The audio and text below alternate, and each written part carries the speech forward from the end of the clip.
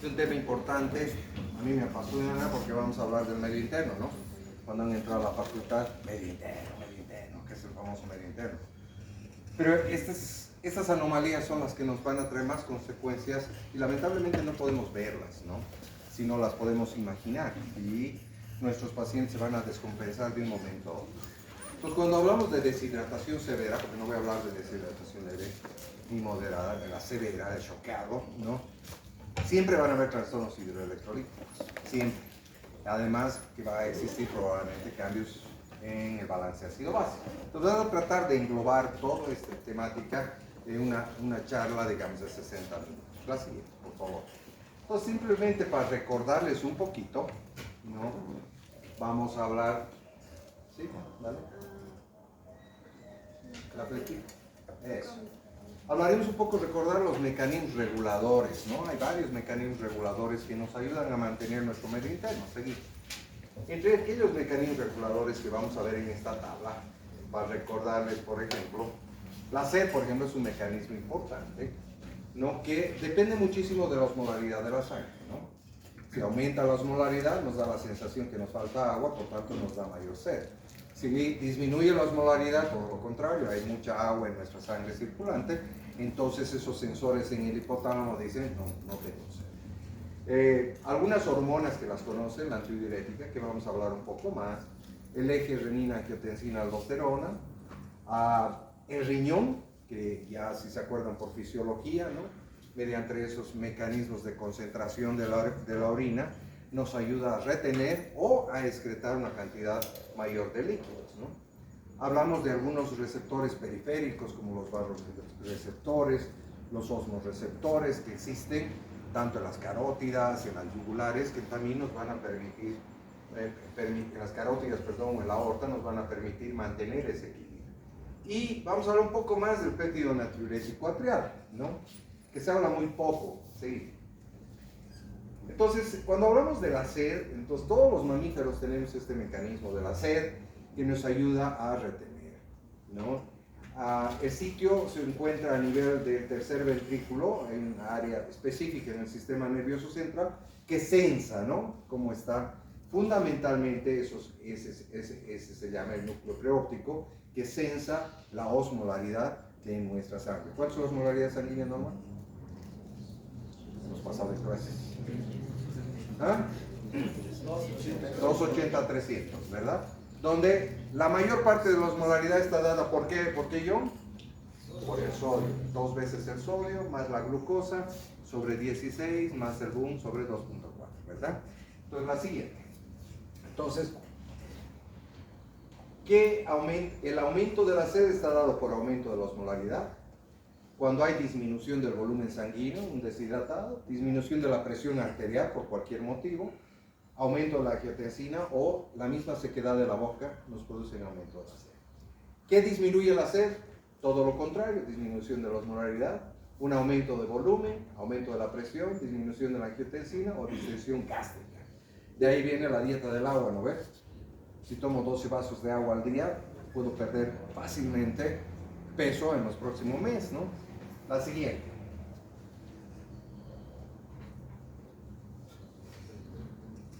La siguiente. Nos está chacreando la compañera.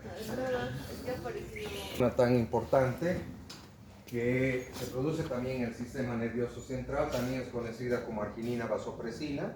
Es una molécula bastante pequeñita y una vida media bastante corta, ¿no?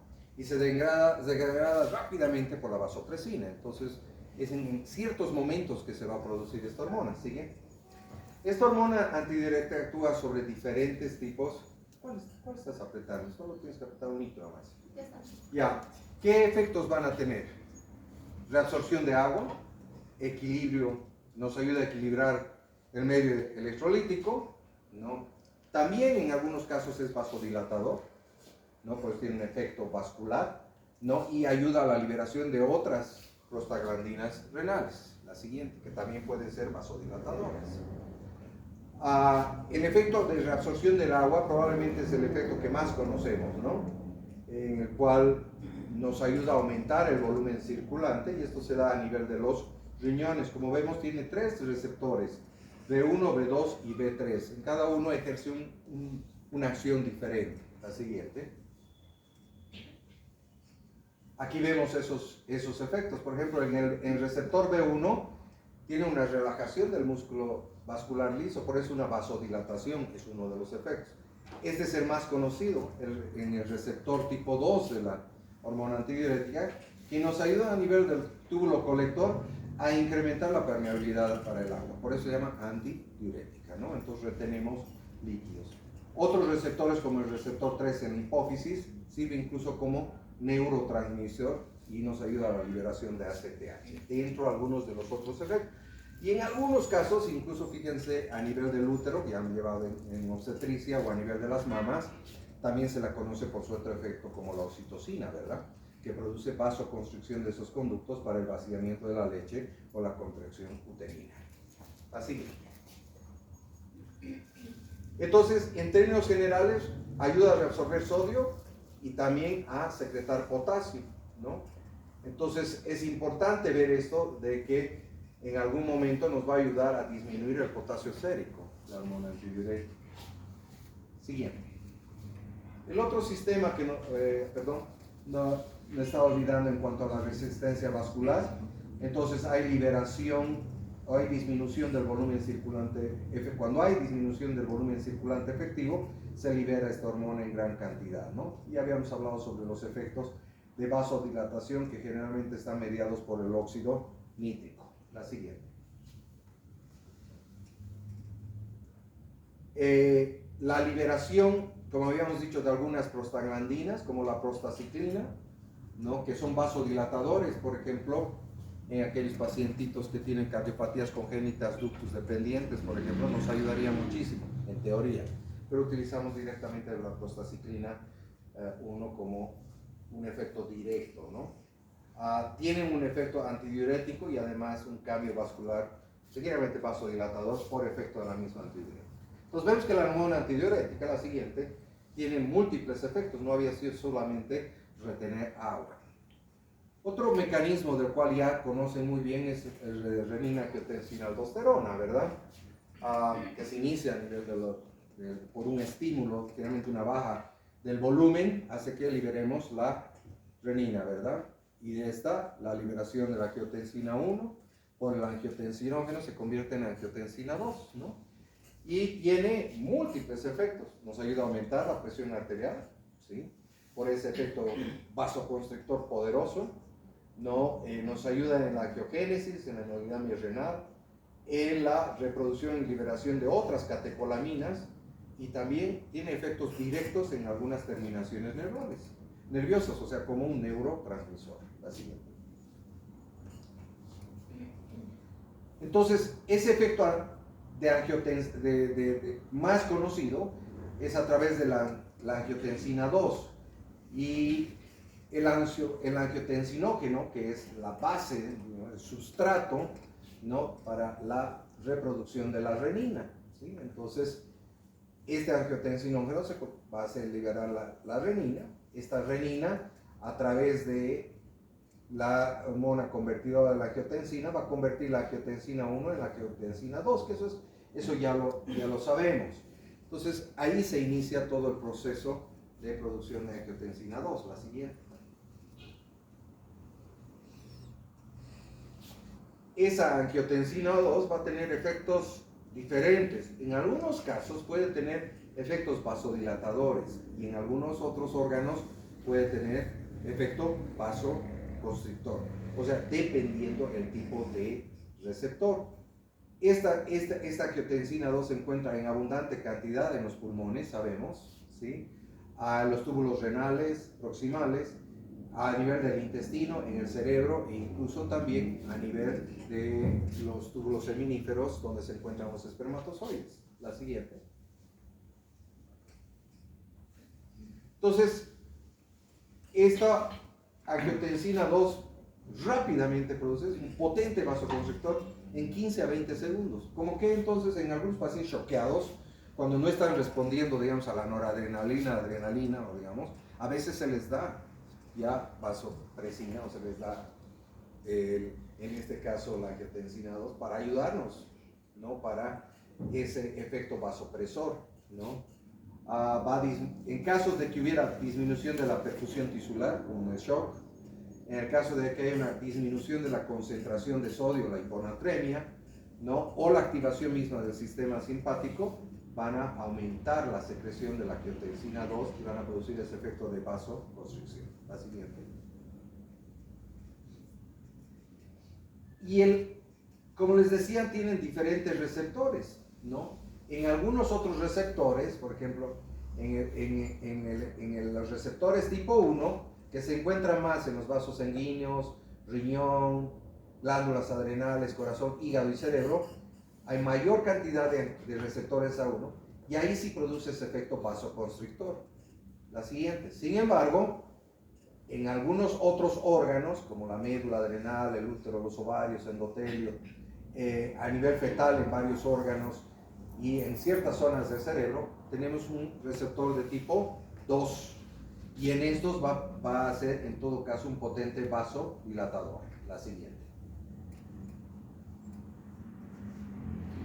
Se ha visto que también los receptores periféricos, si se acuerdan, los osmoreceptores y los presorreceptores, van a tener mucha importancia en controlar los líquidos y los electrolitos que tenemos en nuestro organismo. Cambios súbitos, una pérdida de sangre, por ejemplo, van a activar estos receptores. La siguiente.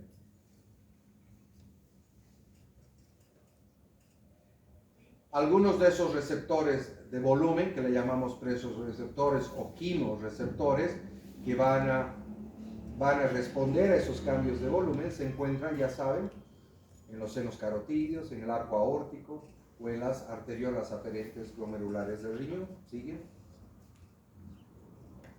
Y por último, hablemos un poquito del péptido natriurético atrial, ¿no? Que había tenido 3 tipos de componentes.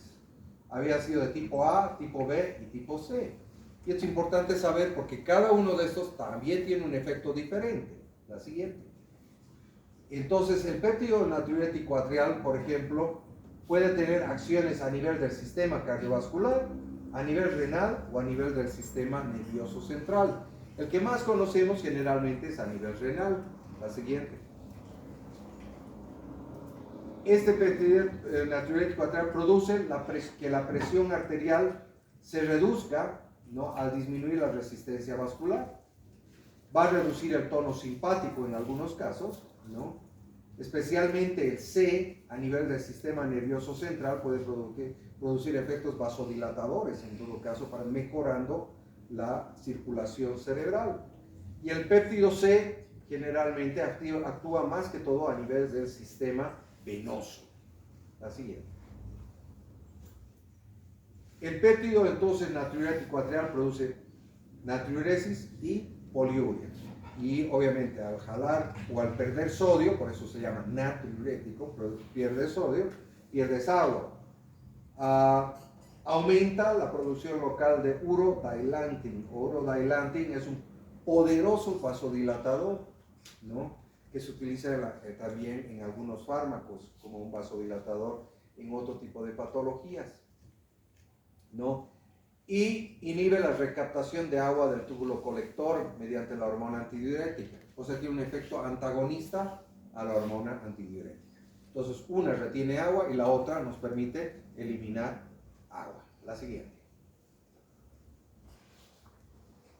A nivel del sistema nervioso central, como les había dicho, ya actúa sobre los vasoreceptores periféricos fundamentalmente, ¿no? E inhibe la secreción de vasopresina o hormona antidiurética y la corticotrofina.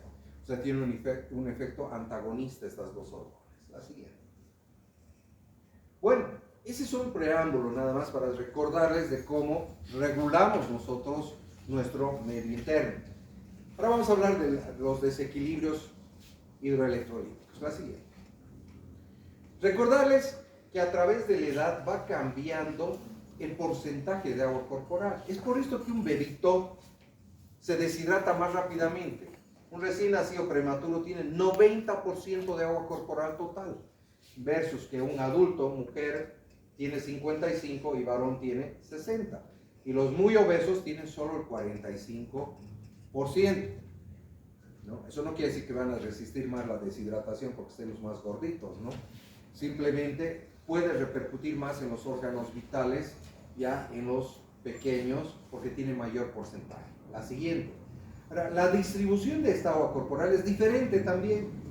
Fíjense, el líquido extracelular, cuando nacen, es más alto y baja a través del tiempo, al igual que el agua corporal total, como vimos en la anterior. Pero sin embargo, el líquido intracelular se mantiene constante, ¿sí? Este efecto de que baja a través de los años quiere decir que el volumen intravascular, un cambio rápido, tiene un efecto mayor. Por eso es que los bebitos se choquean, los niños en términos generales, más rápidamente incluso que los adultos. Por eso que la deshidratación tiene un impacto grave. Y el shock hipovolémico realmente va a causar estragos en esta edad. La siguiente.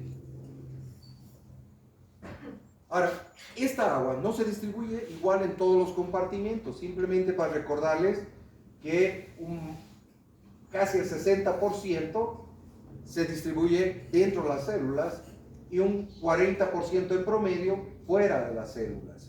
Y estas se distribuyen en diferentes componentes, ¿no? En la matriz ósea, en el intersticio, en el plasma, en el agua transcelular.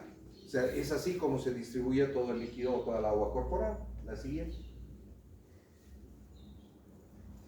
Ahora, normalmente perdemos nosotros líquidos. Eso le llamamos pérdidas normales de líquido. Las pérdidas insensibles son aquellas que no nos damos cuenta, que puede ser por la respiración, por la transpiración.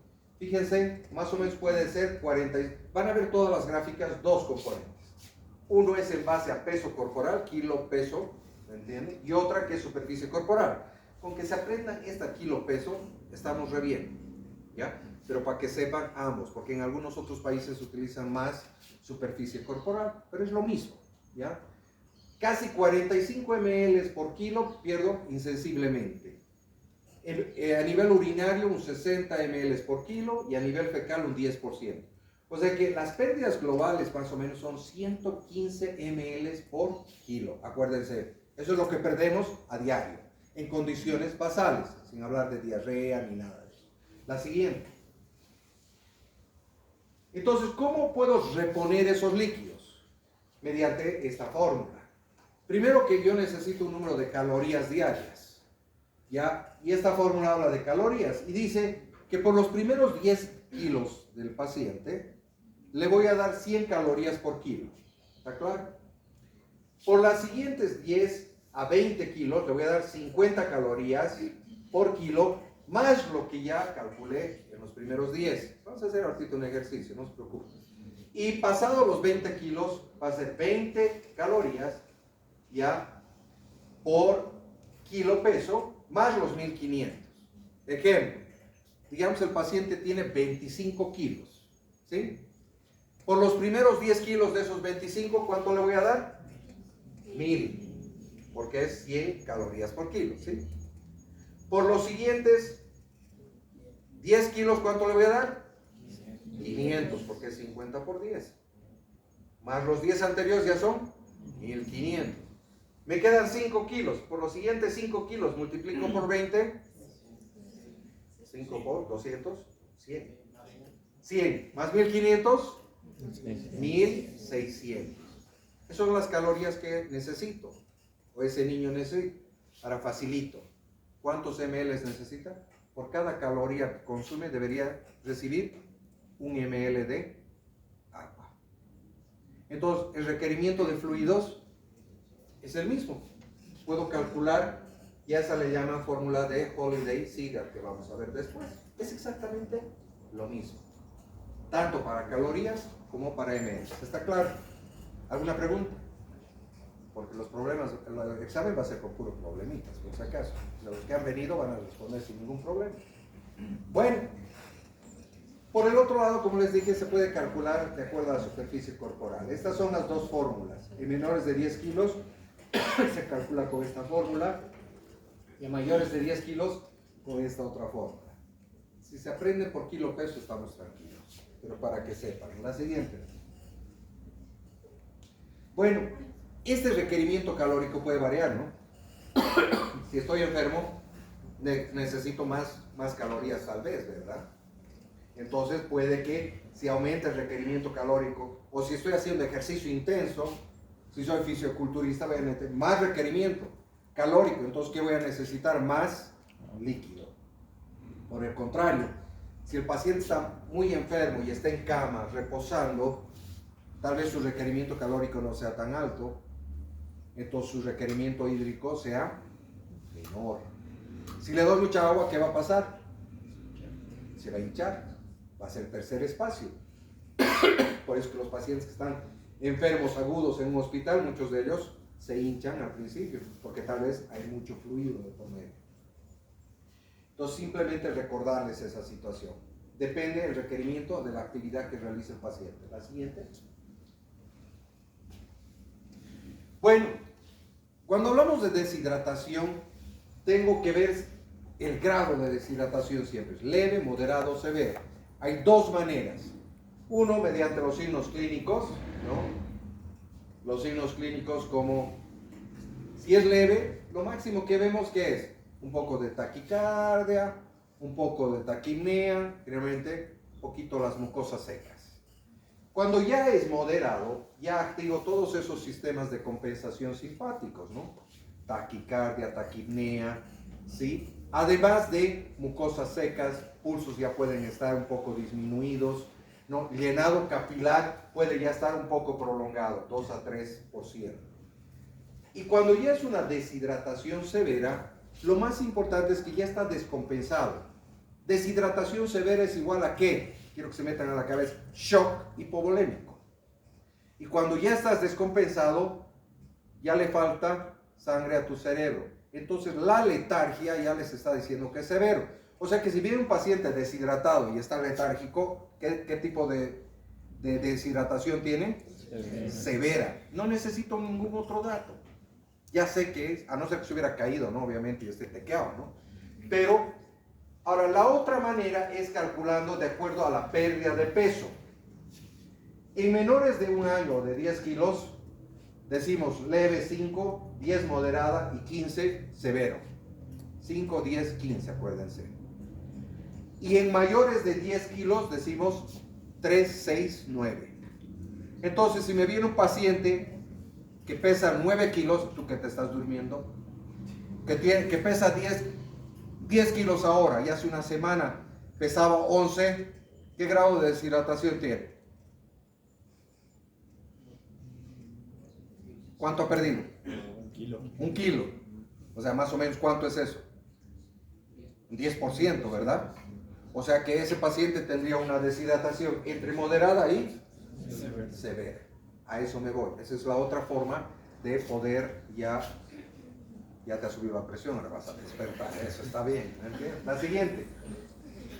Una vez que ya he determinado qué grado, ahora tengo que determinar qué tipo de deshidratación es. No todas las deshidrataciones son iguales, ojo. Y hay 3 tipos de acorde al tono o de acuerdo a la osmolaridad. Si la osmolaridad es normal, decimos que es isotónico o isonatrénico. ¿Por qué? Porque el sodio generalmente es el más importante. Si el sodio está bajo, ¿qué decimos? Hipotónico. Y si el sodio está muy alto, ¿qué decimos? Hipertónico. O sea que ha habido 3 tipos de deshidrataciones. No todas las deshidrataciones son iguales, ¿sí? ¿Cuál es la diferencia? El isotónico generalmente pierdes más volumen intravascular. Entonces, como pierdes volumen intravascular, hay más taquicardia, las mucosas más secas, letargo. El hipotónico también pierdes en el espacio intravascular y en el espacio intersticial, ¿no? También mucosas secas, taquicardia, taquipnea. Fíjense, el hipertónico. Estás perdiendo agua, ¿dónde? Dentro de la célula. Y eso es peligroso. Porque si mi célula cerebral se está deshidratando, ahí tengo que tener mucho cuidado en volverla a hidratar. Si la hidrato muy rápido, ¿qué va a producir? Edema cerebral, convulsiones y muerte. Entonces, tengo que distinguir. Por eso es muy importante determinar qué tipo de deshidratación tengo, ¿no? Y en este no hay muchos signos clínicos. El paciente está con una deshidratación grave y lo único que veo, mucosas secas, un poco de taquicardia, pulsos un poco disminuidos, nada más. Estas son las más difíciles de diagnosticar. ¿Ok? La siguiente. Entonces ya sé la gravedad y ya sé la deshidratación, el tipo de deshidratación. Fíjense que el 90% de las deshidrataciones son isotónicas o hipotónicas y apenas un 10% son hipertónicas. Todas las deshidrataciones vienen con anomalías electrolíticas. Y como es shock, ¿sí? Estamos hablando de deshidratación, shock. ¿Y cuál es la definición de shock? ¿Y por qué? ¿Y por qué? No, ya, pero ¿qué significa shock? Definición de shock. Hipoperfusión tisular. Y la hipoperfusión tisular significa que no está llegando ¿qué a las células? Y si no llega oxígeno a las células, ¿qué produce? Acidosis metabólica. Por eso es que todas las deshidrataciones severas vienen con acidosis metabólicas. Entonces, estoy obligado siempre a hacer una gasometría. Hemos dicho que estoy obligado a medir electrolitos, porque quiero saber si es isotónica, hipotónica. Y ahora, ¿qué estoy obligado a hacer? Una gasometría. ¿Qué signos de alarma voy a tener, especialmente con las deshidrataciones hipertérmicas y hipernatrémicas? Ya, signos de shock, alteraciones muy profundas del sensorio, si viene acompañado de estados tóxico-infecciosos, ¿no? Acidosis muy severas, abdomen doloroso, ¿no? O vómitos biliosos, ¿no? Eso me está diciendo que hay otra patología más que está produciendo ese estado profundo de deshidratación. La siguiente. Bueno, este cuadro es un resumen de lo que voy a hacer en un proceso de hidratación de un paciente. Cuando llegue, está deshidratado, lo primero que tengo que hacer, balance hídrico, tengo que hacer química sanguínea, hematimetría sanguínea y gases, antes de comenzar a darle líquidos. Porque si le doy líquidos y después mido recién el sodio, ya no es el mismo. Una vez que he medido eso, voy a ver si es leve, moderada o severa. Si es leve, le voy a dar hidratación oral. Si funciona, fantástico, lo observo y lo mando a la casa. Pero si no funciona, sigue vomitando y más cosas, lo hospitalizo. Si es moderada, puedo hacer lo mismo, tratar por hidratación oral, pero lo hospitalizo. Y veo cómo va a responder. No responde directamente a la vía endovenosa. Pero si ya está más complicado este paciente, entonces ya tiene alteraciones electrolíticas o ácido base, lo tengo que sí o sí hospitalizar. Si el paciente ya tiene una deshidratación severa, ya de entrada tengo que hacer la ABC. Van a disculpar, he hecho un cambio de formato y se me han quedado algunos slides con las letras oscuras. Voy a hacer el ABC. Este paciente hospitalizado, lo siguiente que tengo que hacer, hemos dicho, electrolitos, ver si es isotónica, hipotónica o hipertónica. Esto vamos a desarrollar poquito a poco en los siguientes slides. Hasta aquí estamos. La siguiente. Bueno, ¿cómo manejo este deshidratado? Primero ya calculo los requerimientos diarios, calculo el déficit o grado de deshidratación, las pérdidas calculo y todo eso le voy a dar en 24 horas. Esa es la fórmula general. La siguiente. ¿Cómo calculo el requerimiento? Ya habíamos hablado, ¿no? Primero el déficit, perdón. ¿Cómo calculo el déficit? Habíamos dicho leve, moderado, severo, ¿verdad? Es bien fácil. En menores de 10 kilos, 50, 100 o 150. 5, 10, 15. ¿Se acuerdan? 5, 10, 15, 50, 100, 150. En mayores de 10 kilos, más grandecitos, 30, 60, 90. ¿Ya? 3, 6, 9. ¿Está claro? 30, 60, 90. Así calculo el déficit. ¿Ya? De acuerdo al estado. Digamos que tienes un paciente de 8 kilos con deshidratación grave. ¿Cuánto sería su déficit?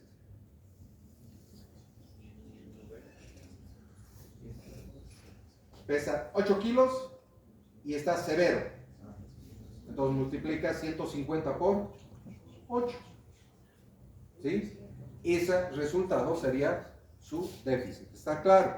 Tienes un paciente de dos años, perdón, mi láser es terrible, 2 años, y pesa 14 kilos, y está con deshidratación moderada. ¿Cuánto de líquido le darías?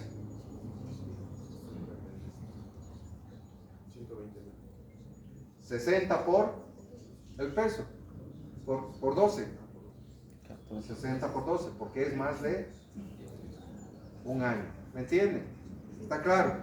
Eso es como determino la pérdida del peso, o mejor dicho, el déficit. ¿Ya? ¿Alguna pregunta? ¿Alguien lo entiende? La siguiente. Una vez calculado el déficit, tengo que calcular el mantenimiento. ¿Se acuerdan lo que hablamos de la fórmula calórica? Aquí está. Pero se le llama Holiday-Seger. Por los primeros 10 kilos, ¿cuántos ml? 100 cc por kilo, hasta los 10. Por los siguientes 10 kilos, los 1000 iniciales más 50 cc por kilo. Y por los siguientes, arriba de 20 kilos, serían los 1500 más 20 por kilo. Esto está claro, zanjado, ¿no? Así calculo el mantenimiento. Entonces ya sé lo que tiene de déficit, ya sé lo que viene ya este paciente, la siguiente de mantenimiento. Bueno, entonces fíjense cuánto era, ¿se acuerdan lo que normalmente perdíamos? 110. ¿Cuánto es la diferencia con lo que le estamos dando? Que 100 ml por kilo más o menos, 10 cc, ¿verdad? Parecería que estamos en desbalance, pero producimos agua. Eso se llama agua endógena. O sea que normalmente lo que perdemos, producimos. Hasta ahí estamos. Pero estas pérdidas insensibles pueden aumentar. Entonces, ¿qué pasa si una persona sigue teniendo diarrea? ¿Sí? Entonces, digamos, pregunto a la persona, ¿cuántos episodios ha tenido ayer? 5 veces. Calculo que este va a tener otros 5 episodios hoy día. Empíricamente, ¿sí? Entonces, le digo, abundante, poquito o mucho, leve, moderado, grave. Me dice, moderado, no mucho, porque no está comiendo. Entonces, puedo utilizar la misma fórmula que decía 30, 50 o 100. ¿Me están entendiendo? Si es poquito lo que está haciendo, calculo por cada episodio 30 ml. Si es que está haciendo moderadamente, 50 ml en cada pañalito voy a tener. Y si es mucho, 100 ml. Y como va a ser 5 veces, si está moderado, 5 por 5, 25. O sea, puedo calcular probables pérdidas insensibles 250 ml para las próximas 24 horas. Ojo, ¿ya? Esto para más o menos mantener un balance ya de ingresos y egresos. La siguiente. Bueno, ¿cómo aporto el mantenimiento? Con dextrosa al 5%, más electrolitos, 15 de sodio y 7.5 de potasio, cloruro de potasio. ¿De dónde sale eso? Vamos a ver en breves instantes. Entonces, mantenimiento con dextrosa al 5%. Reposición de pérdidas con solución fisiológica. ¿Ya? Sigue. Entonces, eso quiere decir, perdón, aquí es un preámbulo. ¿En quiénes voy a ya comenzar a darle por vía endovenosa? Personas que están convulsionando, personas que siguen vomitando, no mejora su estado de hidratación oral o hay evidencia de complicaciones abdominales. En todos ellos tengo que ir a la vía endovenosa. La siguiente. Ahora, ¿cómo reconozco el shock? Es lo que les decía.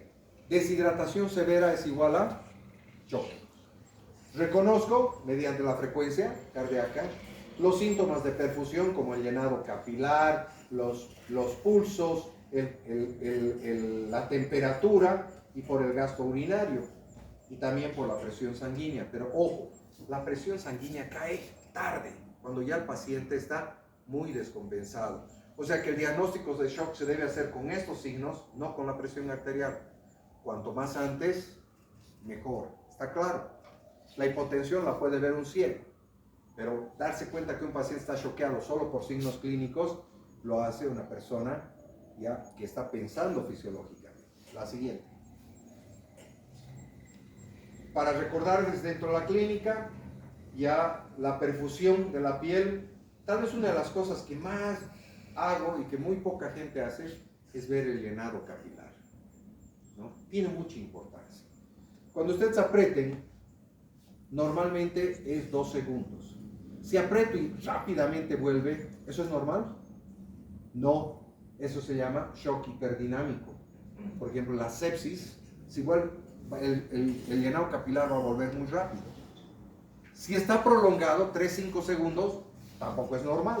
Entonces ya les está diciendo que tienen shock. Entonces les ayuda muchísimo. La calidad de los pulsos, si son pulsos perceptibles, saltones, y la piel. En los bebitos, por ejemplo, los recién nacidos, la piel marmórea es un signo muy importante, reticulada. Y en algunos tienen el signo de arlequín, que se llama, que quiere decir una extremidad bien perfusionada, la otra rosada, o sea, como un arlequín. Eso puede ser incluso un shock séptico, ¿no? Entonces, esos son signos que nos dicen que un paciente está choqueado. La siguiente. Signos de shock temprano, aumento de la frecuencia cardíaca y una perfusión tisular. Signos de shock tardío, descompensado, alteración del estado neurológico, más los otros, pulsos centrales débiles, disminución del gasto, hipotensión. Alteración del estado mental, métanse a la cabeza, es ya un shock descompensado. La siguiente. ¿Cómo manejo? Todo shock. ABC, ¿sí? Ya lo saben. La siguiente. Y luego necesito accesos vasculares. Muy difícil encontrar un acceso vascular en un bebito. Entonces, la vía intraósea tal vez sea la vía más rápida y que salva vidas. Ya hay catéteres intraóseos. Tóquense la rodilla todos, la rótula. Bajen 2 centímetros. Sienten la protuberancia tibial anterior. Medialmente ingresen 2 centímetros. Van a sentir una superficie plana. Ahí es donde tienen que meter el catéter intraóseo. Y si no tuvieran catéter intraóseo, por último, búsquense el Venocat más grueso que tengan y van a meter como si estuviera metiendo para sacar un corcho. Un movimiento así, hasta que la resistencia desaparezca. Cuando desaparece la resistencia, ya están en el espacio, ya en la médula ósea. Y aunque no crean, le van a poner el suero y va a entrar como si estuvieran pues en la aorta, sin ningún problema, por lo menos 1 o 2 cargas, y con eso se expanden los vasos sanguíneos, las venas, y ya van a poder canalizar. No solo eso, puedo meter medicamentos de reanimación, está en paro o está por hacer paro, puedo meter adrenalina, puedo meter atropina, incluso bicarbonato puedo colocar. Entonces fíjense cuán importante es saber colocar un acceso intraóseo. Los otros tardan un poco más. Y bueno, como el paciente está mal, lo primero que tengo que hacerle es restaurar el volumen intravascular, y son cargas de cristaloides o coloides. Los coloides, mucho cuidado, y vamos a hablar después. Los cristaloides es el ideal. ¿Cuáles son cristaloides? Solución fisiológica, Ringer lactato. La siguiente. Este cuadrito es interesante porque fíjense, cuando yo le doy coloide a un paciente, se queda prácticamente en el espacio intravascular, ¿sí? Y expande muy bien. Pero si tiene sepsis, ese coloide va a salir al espacio intersticial, ¿verdad? Porque hay endotelitis. ¿Y qué va a jalar? Agua. ¿Y el paciente qué se va a poner? Más hinchado y no corregido. Entonces, lo ideal son los cristaloides. Los cristaloides, como la solución fisiológica, se quedan más que todo en el espacio intravascular e intersticial. Y los cristaloides hipertónicos, que en algunos casos se utiliza, también se quedan en el espacio intersticial o intravascular. Pero fíjense la dextrosa. La dextrosa rápidamente pasa al espacio intravascular. Entonces, jala agua dentro de la célula, la dextrosa. Entonces, no es correcto darle cargas a un paciente con dextrosa, porque lo único que estoy haciendo es metiéndole mucha azúcar a la célula y metiéndole mucha agua a la célula para que se edematice. Siempre cristaloides. La siguiente. Entonces, las soluciones tienen diferentes tipos de osmolaridad. Este es un listado de soluciones.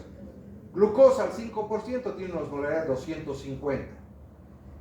Solución fisiológica, 300 más o menos. Harman o Ringer, 270. El coloide, digamos el más conocido, la albúmina, 250.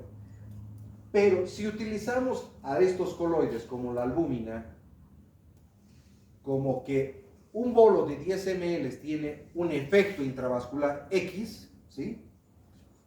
Fíjense cuántos bolos necesitaría de dextrosa para tener el mismo efecto del coloide. 8 veces. Tendría que darle 8 bolos de 20 ml por kilo para tener el mismo efecto del coloide. O sea, básicamente encharcaría al paciente. Para la solución fisiológica necesito 3 para tener el efecto del coloide. Ahora ya saben de dónde viene lo de las 3 cargas. ¿Han escuchado, no? Hay que dar 3 cargas, dicen, cuando un paciente está deshidratado. 3 cargas de 20 ml por kilo. ¿Por qué? Con esas 3 cargas de 20 ml por kilo estoy igualando a una carga del coloide. ¿Está claro? De ahí viene. La siguiente. Bueno, estas son las fases de la deshidratación. Pongan pausa un ratito a sus celulares. ¿Ya? Párense un cacho, párense. Sacúdanse. Párense. Como podemos ver, sí. La primera fase es la primera hora. Y en la primera hora lo que hago es restaurar el volumen intravascular. ¿Con qué? Con solución fisiológica o Ringer lactato. Y con eso logro mejorar los signos vitales, ¿no? Porque está hipovolémico el paciente. Mejoro la taquicardia, mejoro un poco el gasto urinario y el estado de conciencia, despierta. O sea, los 3 bolos que voy a dar aquí son restaurar espacio intravascular. Las siguientes fases ya es para tratar la deshidratación, el déficit que tenía. Entonces, ¿y cómo trato? Las 24 horas lo divido en 2 periodos, 8 y 16. En las primeras 8 horas, ¿ya? Que sería de la hora 1 al 9, ya le voy a comenzar a dar 1/3 de los líquidos de mantenimiento, ¿no ve? Esto tengo que darle de dextrosita en 24 horas, 1/3 le voy a dar en esas primeras 8 horas. Y le voy a dar la mitad del déficit, un poco más rápido, la mitad de lo que tiene déficit en 8 horas. ¿Está claro? En las siguientes 16 horas, le voy a dar el remanente, los otros 2/3 del líquido de mantenimiento. Y le voy a dar la mitad del déficit que me queda. ¿Sí? En esas primeras 24 horas, poco a poco voy a ir recuperando el peso, se va estabilizando los signos vitales, el nitrógeno ureico disminuye, orina mejor y hay gasto urinario sostenido y los electrolitos mejoran en esas 24 horas. Mucha gente se olvida que hay estas 2 etapas, de las 25 a las 48 horas. El segundo día, yo ya voy a tratar de hidratarlo por vía oral, pero tengo que seguir hidratando, ¿no? Para que no vaya hacia atrás, ¿no? Entonces con esto restauro más todavía el peso y se normalizan los electrolitos. Y la última fase que casi nadie piensa es, tengo que reponer todo ese gasto calórico que el paciente ha perdido.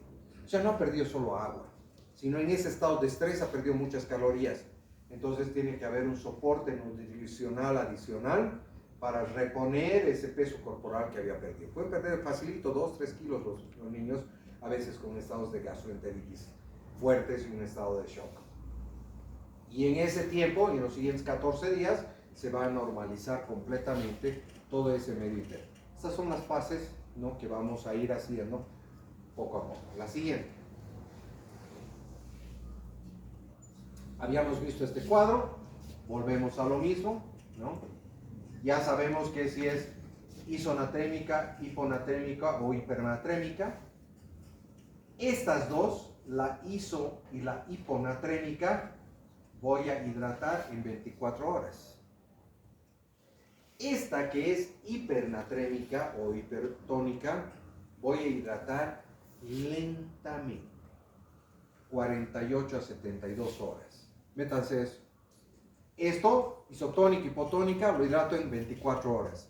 La hipertónica lo hidrato lento. La siguiente.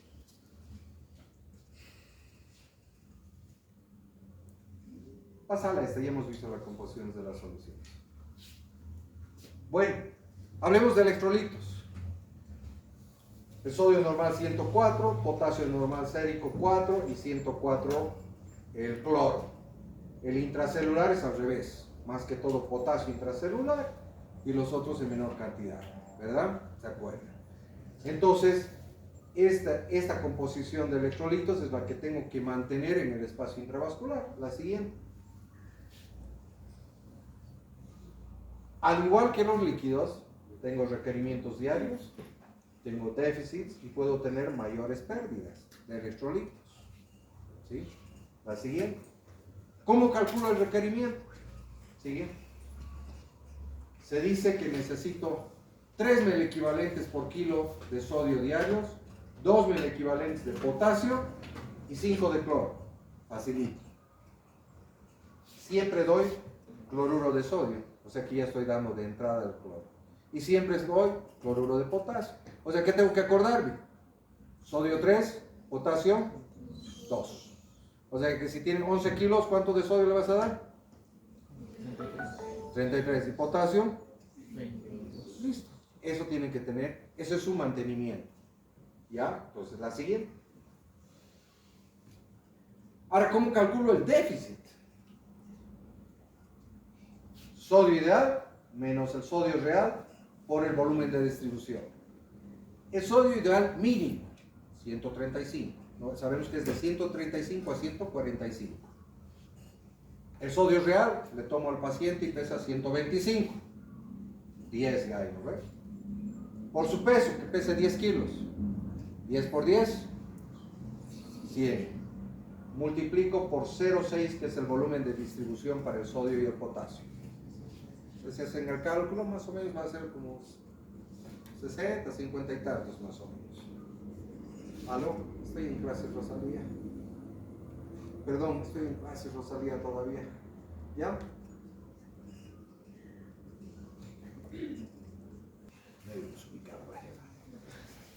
Ya. Entonces, es 135 más el sodio real, perdón, menos el sodio real por el peso, ¿ya? Y por el volumen de distribución. Para el sodio y potasio es lo mismo, ¿está claro?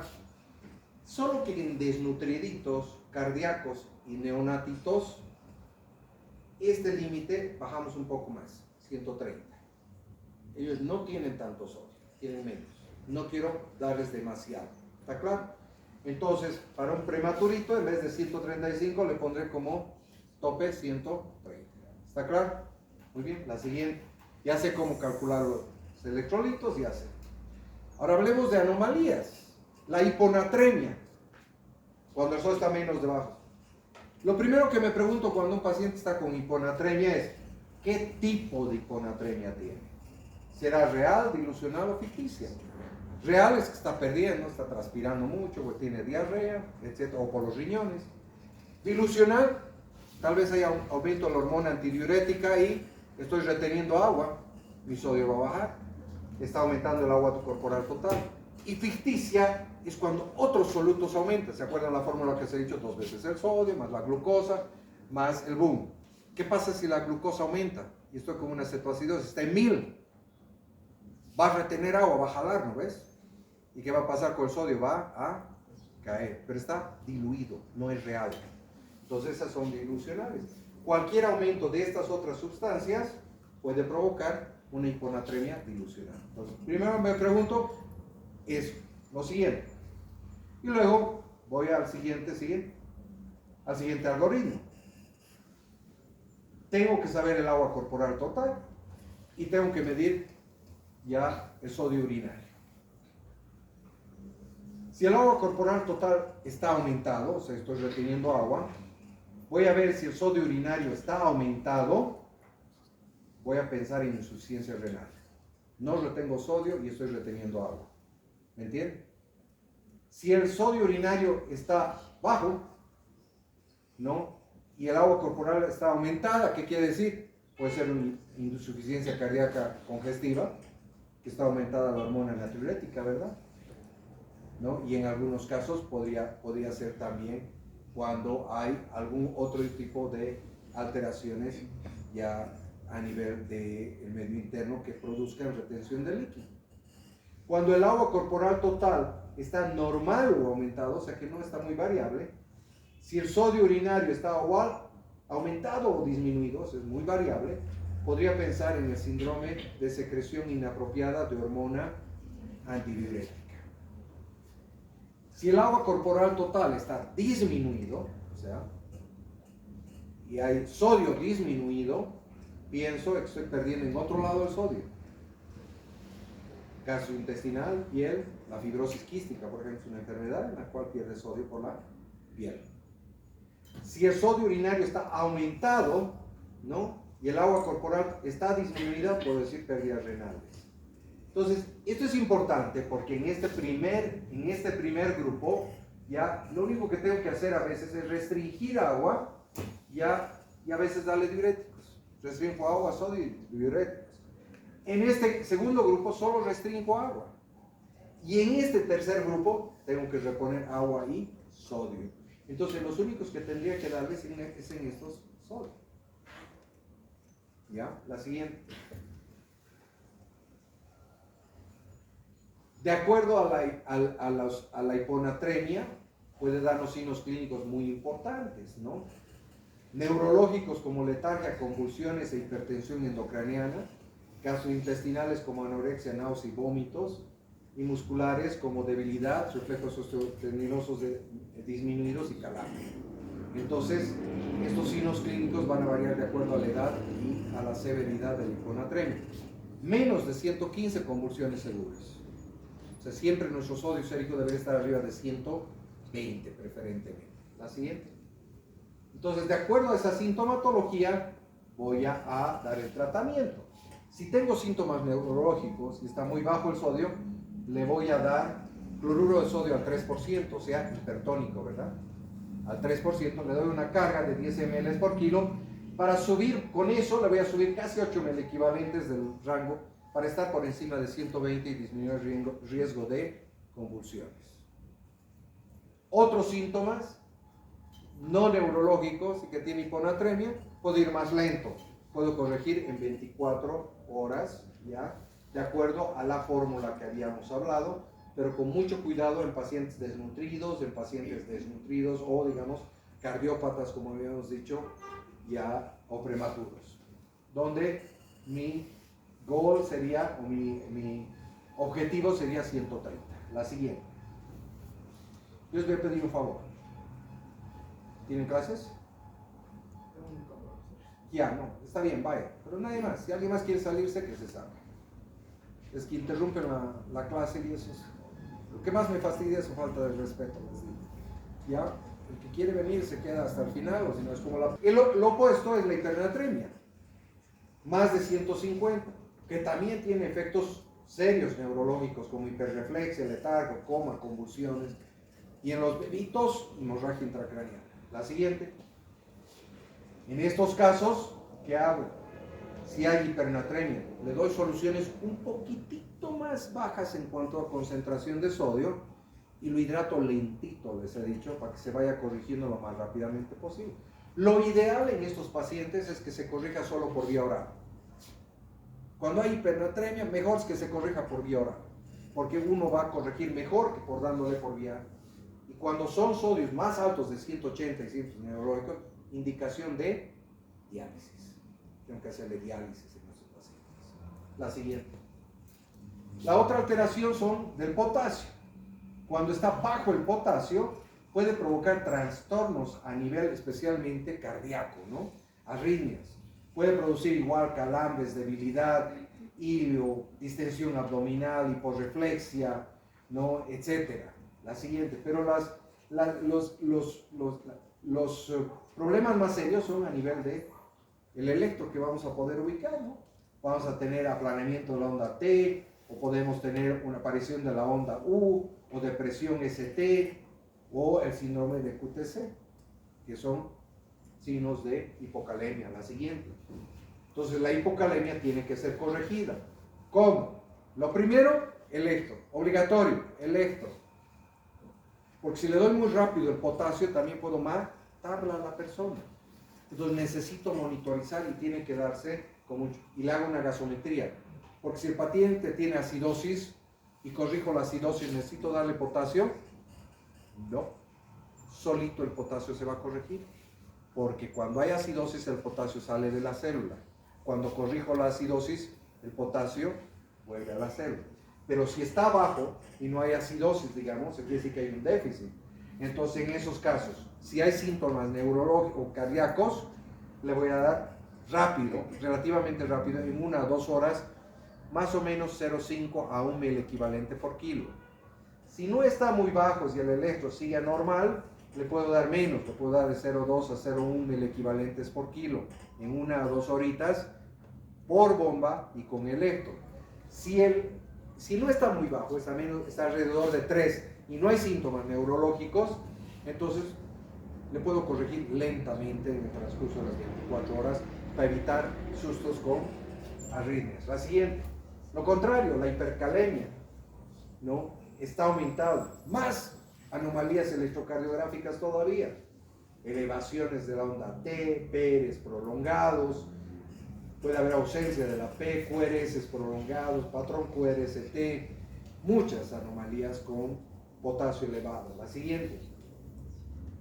Entonces, esto por ejemplo tienen que saber de memoria. La hipercalemia es una urgencia, chicos. No pueden dormirse con un potasio de 7.5. ¿Y qué es lo que podemos hacer? Médicamente, gluconato de calcio, lo primero, o cloruro de calcio, un bolo. Si es gluconato, 50 a 100 miligramos por kilogramo en 10 minutos, para evitar esas arritmias. No se olviden que el calcio es antagonista del potasio a nivel de la despolarización, ¿verdad? Segundo, puedo darle bicarbonato de sodio. Tercero, le puedo dar glucosa más insulina, porque el potasio entra facilitadamente acompañando a la glucosa, y si le doy insulina, meto glucosa dentro de la célula y meto el potasio, ¿me entienden? Esas son las 3 medidas rápidas. Medidas más lentas, le puedo dar salbutamol si tengo, oral, o salbutamol endovenoso. No encontramos endovenoso en nuestro medio. Le puedo dar furosemida para que pierda por la orina, o le puedo dar queyexalate. ¿Qué es el queyexalate? Es un quelante en el intestino que atrapa el potasio y no deja que se absorba. ¿Está claro? La siguiente. Entonces, el protocolo para el tratamiento de hipercalemia dice ya que en los primeros 30 minutos debería darle, de segundos a minutos tengo que darle calcio. En los siguientes 30 minutos a 1 hora tengo que darle la insulina más la glucosa y el bicarbonato, es urgente. Y después ya puedo pensar en los agonistas de la aldosterona, las resinas como el queyexalate, etcétera, etcétera. Pero ojo, si el paciente tiene mucho ritmo y un potasio muy alto, siempre deberíamos considerar que necesita diálisis. ¿Ya? Esa es otra indicación absoluta de diálisis. Ya hemos dicho hipernatremias severas y estamos diciendo hipercalemias severas, indicación de diálisis. La siguiente. Bueno, en el caso de la hipercalemia, vemos si hay anomalías en el electro. Si hay anomalías en el electro, de ser el efecto rápido, entonces lo que hemos dicho, ¿no? Calcio, bicarbonato y glucosa más insulina. Si no hay efectos electrocardiográficos, podemos buscar la vía urinaria, le doy diuréticos para que pierda más grasa. O a nivel gastrointestinal, dándole el queyexalato para eliminar por las heces. La siguiente. Bueno, el pH, ya estamos terminando, ya no falta mucho. El pH es tan importante como los electrolitos. Esta es la fórmula, se acuerdan perfectamente. La siguiente. Y la anomalía más frecuente de pH que nos va a dar, bueno, los valores normales para recordarles, ¿no? pH normal de 7.35 a 7.45, ¿no? El CO2 es de 35 a 45 y el bicarbonato de 20 a 24. Si está elevado el pH, generalmente es por exceso de bicarbonato o disminución del CO2, y si está disminuido el pH es por un aumento del CO2 o disminución del bicarbonato. La siguiente. Bueno, la anomalía más frecuente que tenemos es obviamente ya el déficit de bicarbonato, especialmente cuando es diarrea, ¿sí? Cuando es diarrea. Podemos tener déficits muy importantes de bicarbonato. ¿Cómo puedo calcular? utilizando el déficit de base, que multiplico por el peso y puedo multiplicar por 0,3, que es la constante. O sea que si el déficit de base en la gasometría me sale menos 15, multiplico por el peso, que va a ser 10 kilos, ¿no? 15 por 10 son 105, y multiplico por 0,3. Esa es la cantidad de bicarbonato que tendría que reponer este paciente si hay un déficit. La siguiente. Bueno, las acidosis metabólicas no son de dos tipos, y esto mucha gente no sabe. Y la única manera de distinguir esas acidosis metabólicas es midiendo el anion gap o brecha aniónica. Y la brecha aniónica se mide el sodio menos el cloro más el bicarbonato. ¿Qué significa? Los aniones y cationes están en equilibrio, ¿sí? Pero puede que los aniones disminuyan, el bicarbonato es un anión, disminuya y se haga grande la brecha. O puede ser lo contrario, que los ácidos aumenten y también se haga grande la brecha. ¿Por qué es importante? Porque cuando el anion gap es normal, de 12 a 16, quiere decir que es pérdida de bicarbonato. La causa más frecuente, diarrea. Entonces, ¿qué tendría que reponerle? El bicarbonato. Pero si la brecha aniónica está aumentada, quiere decir que es un exceso ¿de qué? De un ácido. ¿Cuál es el ácido más frecuente en el caso de shock? Ácido láctico o lactato. ¿Necesito darle bicarbonato? No. Lo que tengo que hacer es mejorar el shock para que disminuya el ácido láctico. ¿Me están entendiendo? En estos se da bicarbonato y en estos no se da bicarbonato.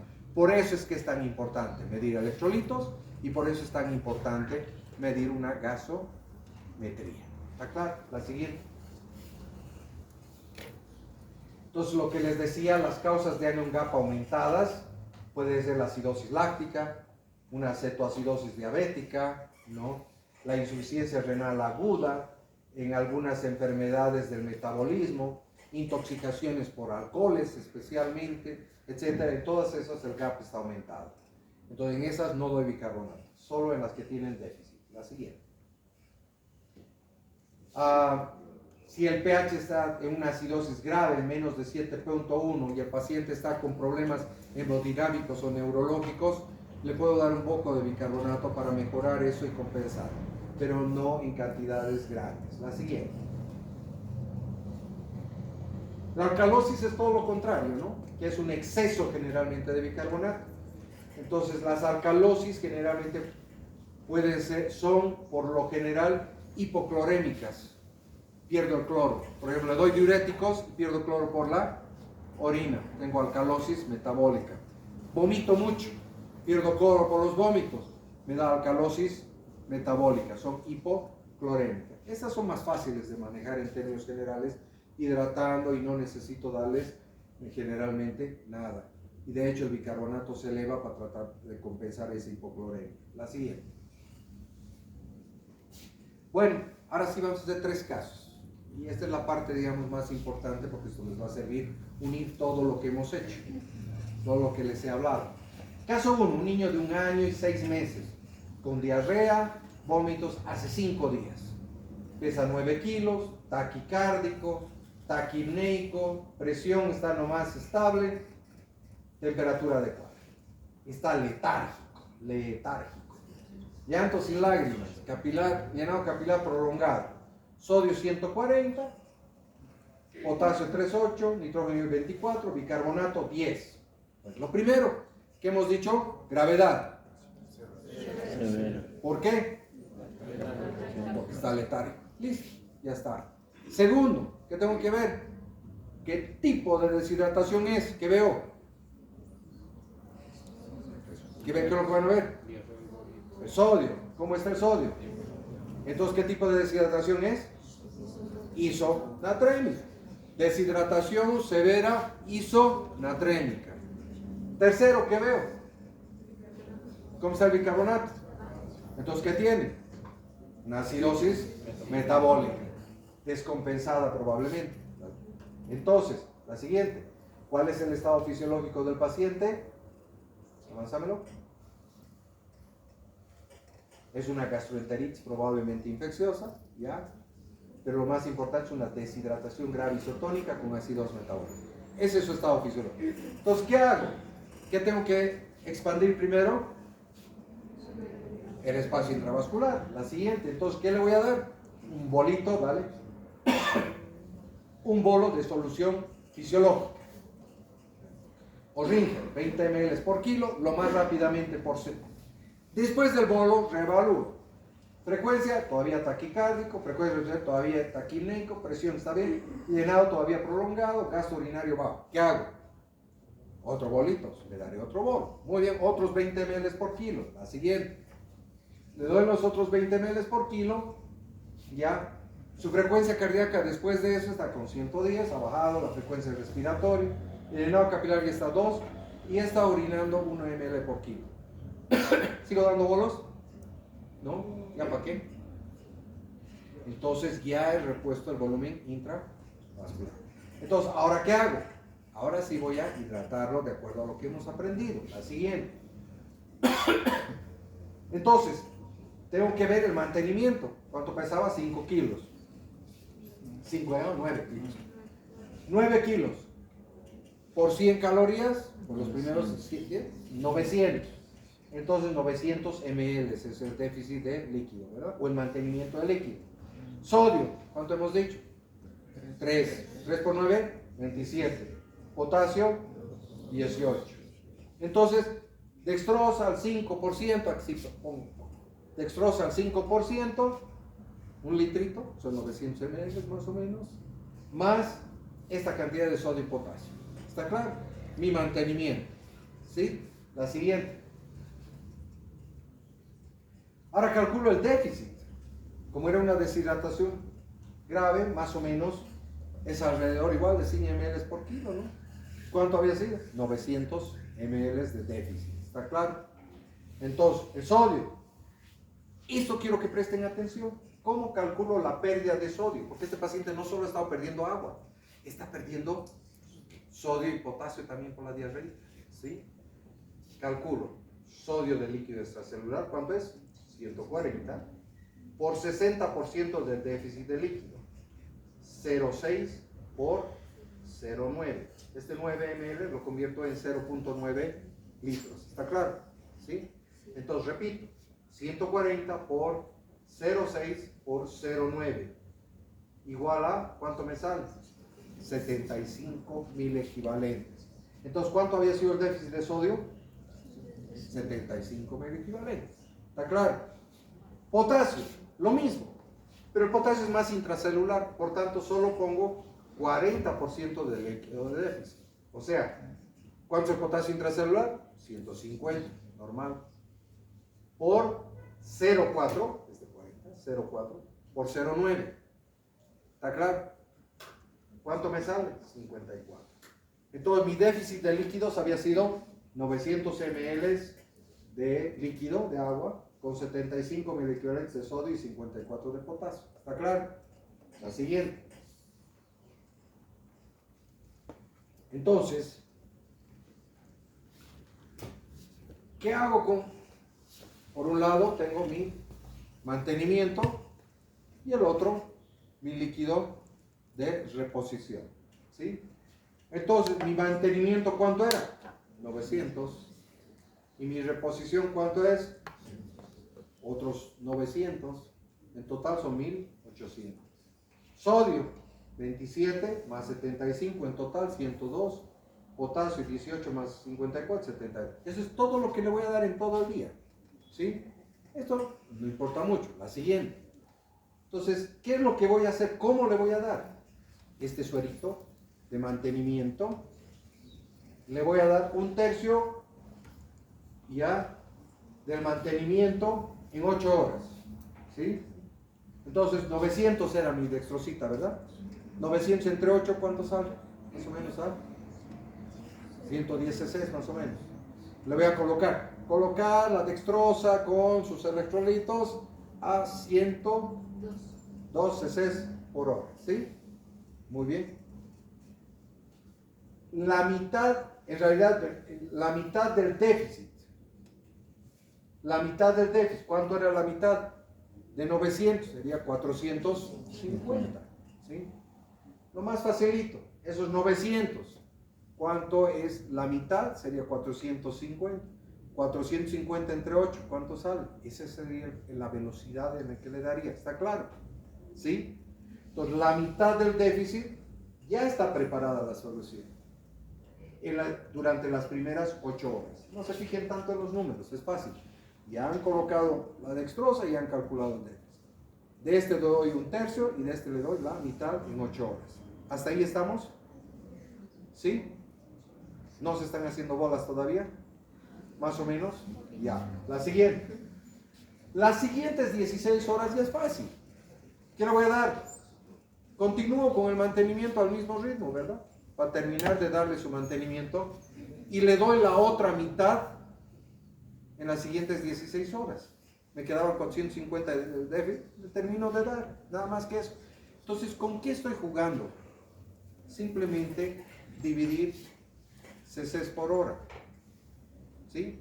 900 entre 24, ¿cuánto es? A ver, una calculadora.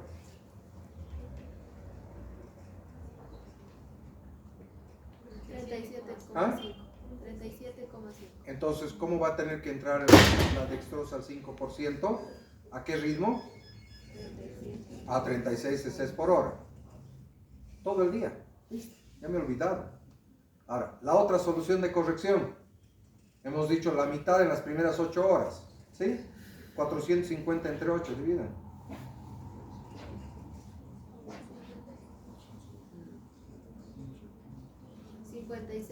Bueno, entonces esa solución de corrección va a entrar a 56 cc por hora por 8 horas.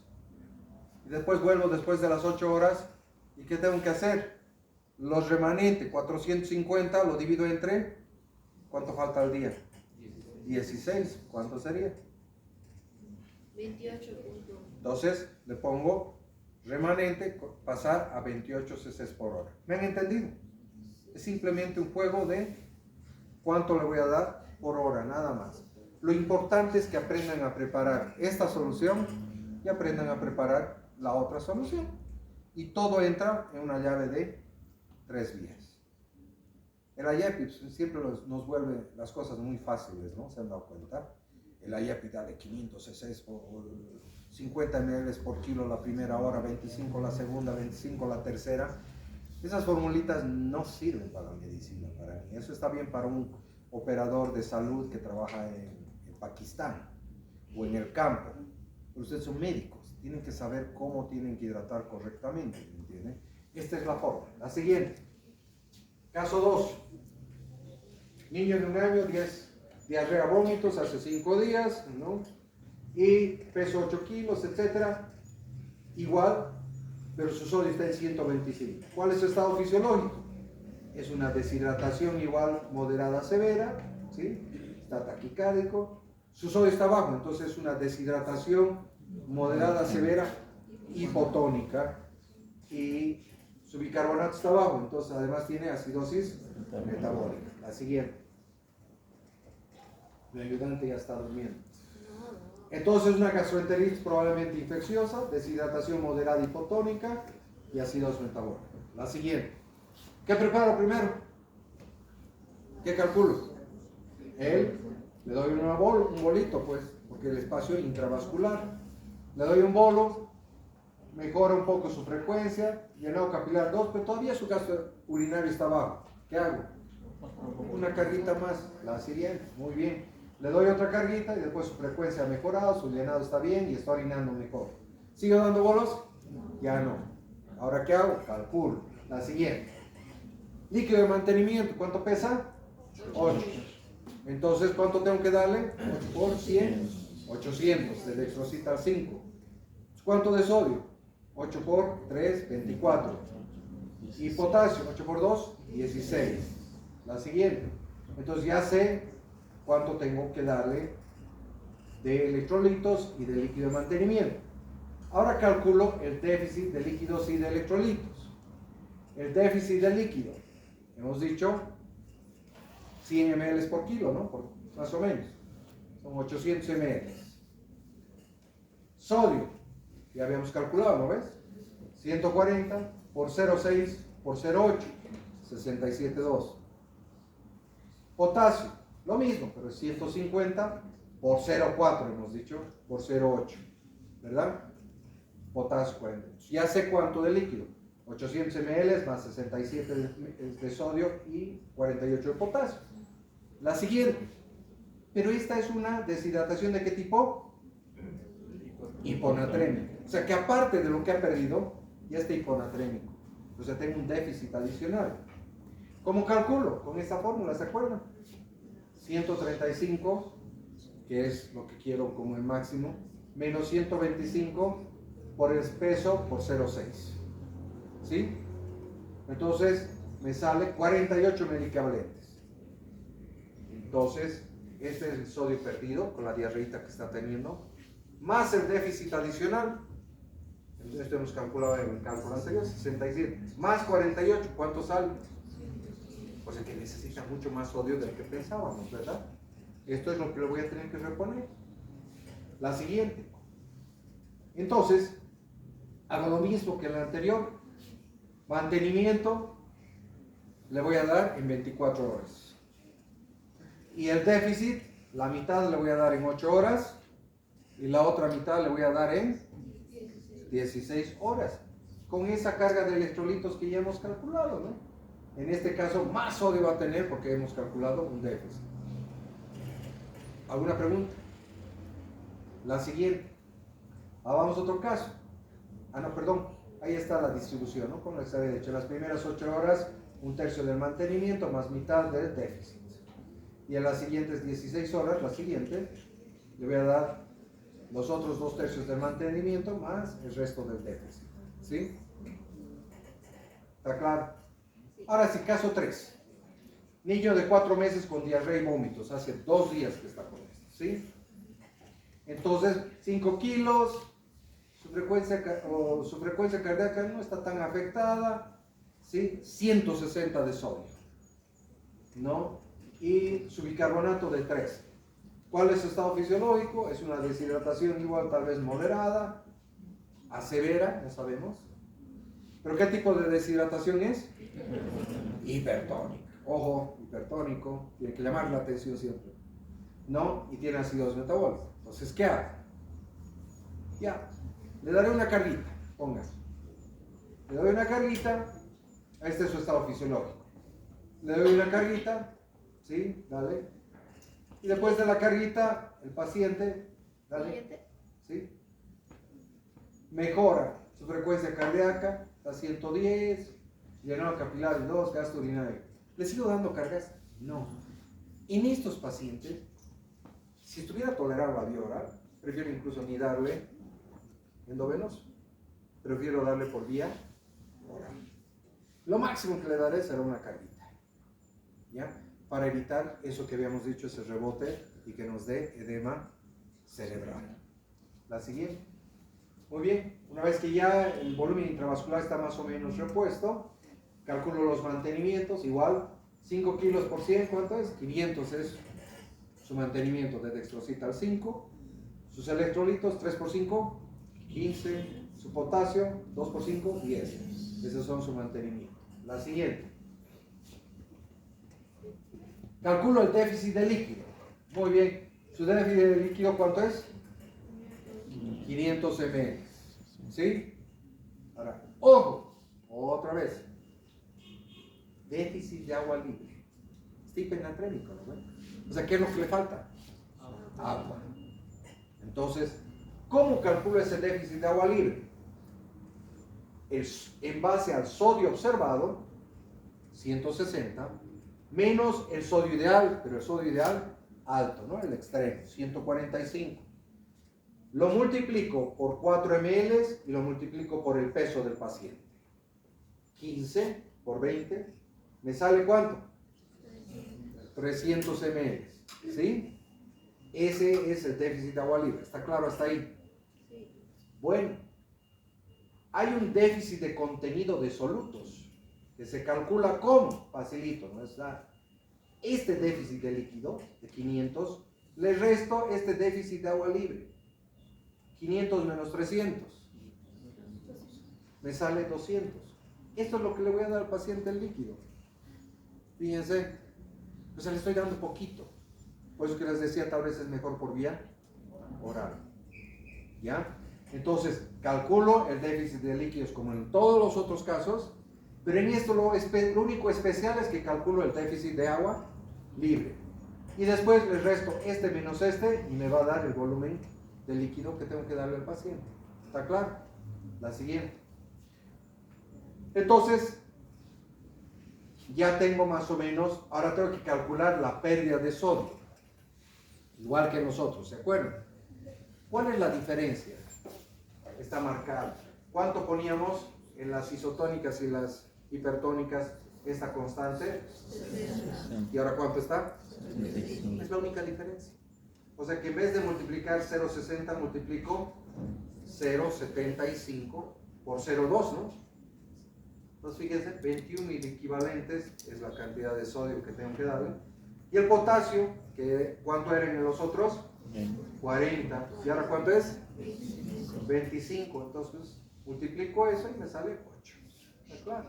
Así he calculado. Ya tengo mi solución de mantenimiento y ahora tengo mi solución de reposición. La siguiente. ¿Sí? Entonces, el primer día, ya no he dicho primeras 8 horas. El primer día, porque lo voy a hacer lento, le voy a dar el mantenimiento más la mitad del déficit. ¿Sí?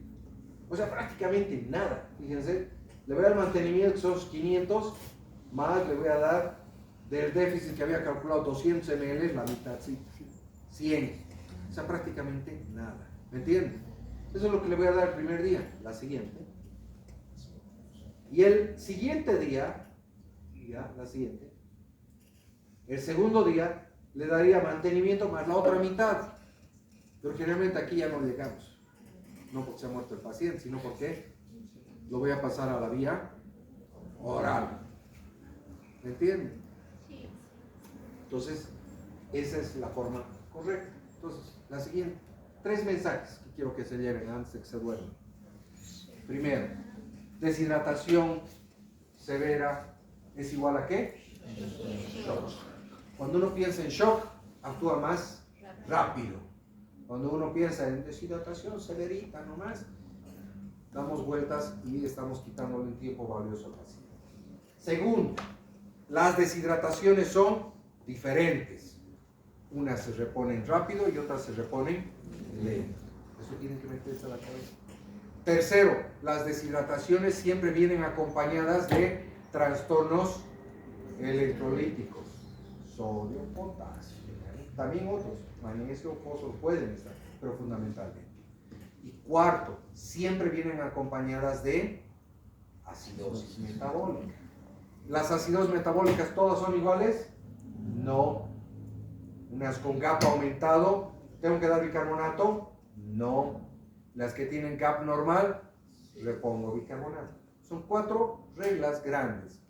Consejo, con lo que tienen, hagan y hagan unos cuantos ejercicios ficticios, de los 3, y nunca más se les va a olvidar, y no es porque sea para el examen, sino que esa es la forma correcta de hidratar un paciente con deshidratación grave severa.